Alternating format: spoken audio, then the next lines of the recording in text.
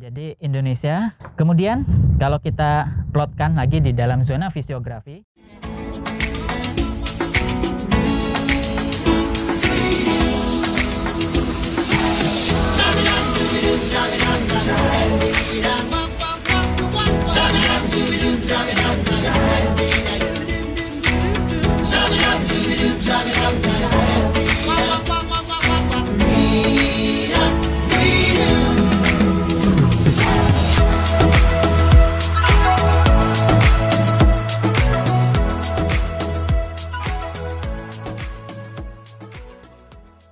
baik, kita sekarang berada di pantai Jembatan Merah, pantai mangrove di Rembang.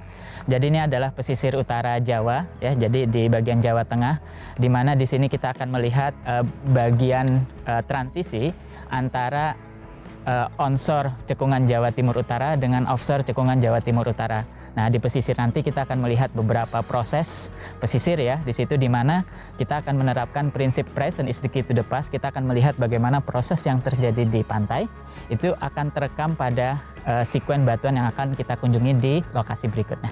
Mari kita ke sana.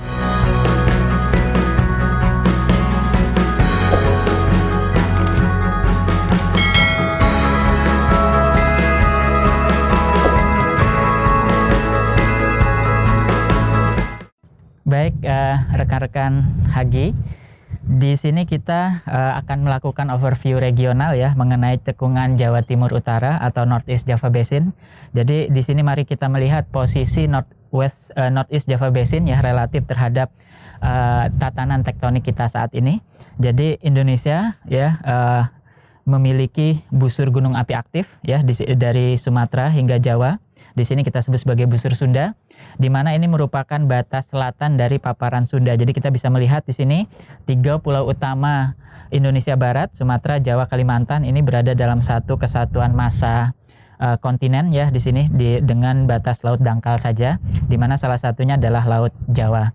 Nah, ke arah timur kita memiliki daerah Walas, ya, di mana di sini didominasi oleh pemekaran kerak Samudra Banda, ya, dan kemudian paling timur, ya, kita punya paparan Australia.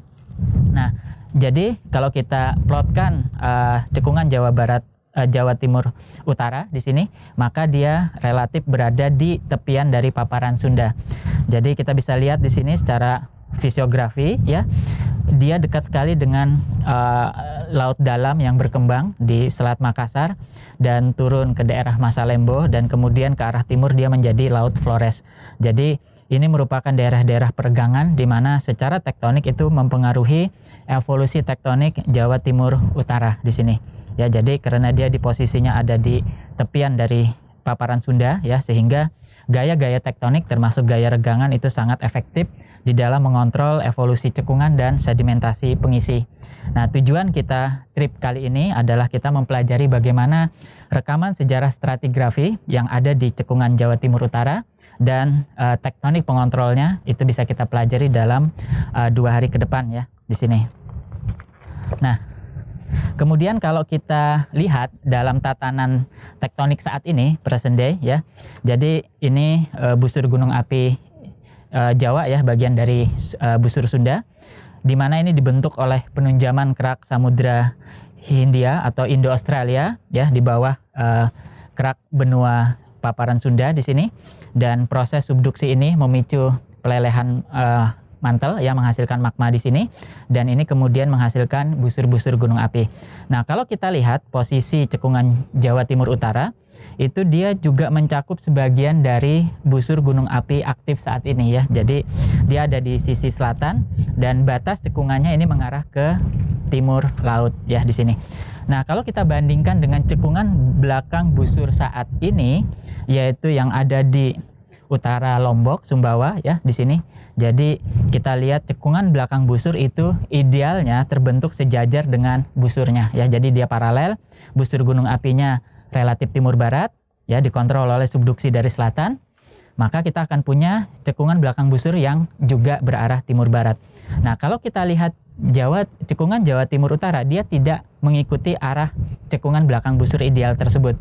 Artinya apa? Kita punya kontrol-kontrol tektonik yang lebih tua yang bekerja pada batuan dasar atau basement ya di sini. Jadi itu yang akan kita explore dalam 2 hari ke depan. Kemudian kalau kita plotkan lagi di dalam zona fisiografi, maka di dalam fisiografi Jawa Timur, di mana oleh para geolog Belanda sudah dibagi menjadi beberapa zona ya. Jadi zona paling selatan ini adalah Pegunungan Selatan. Kita bisa observe dari morfologinya yang sudah highly eroded ya, tererosi tinggi, dan dia berbatasan dengan Samudra Hindia ya di bagian pesisir selatan Jawa di sini, dan di beberapa tempat ya kita lihat ada bagian yang hilang, sehingga di sini cekungan yang berkembang di belakangnya itu bisa develop maju ke arah selatan. Nah, Pegunungan Selatan ini sebetulnya adalah busur gunung api tersier.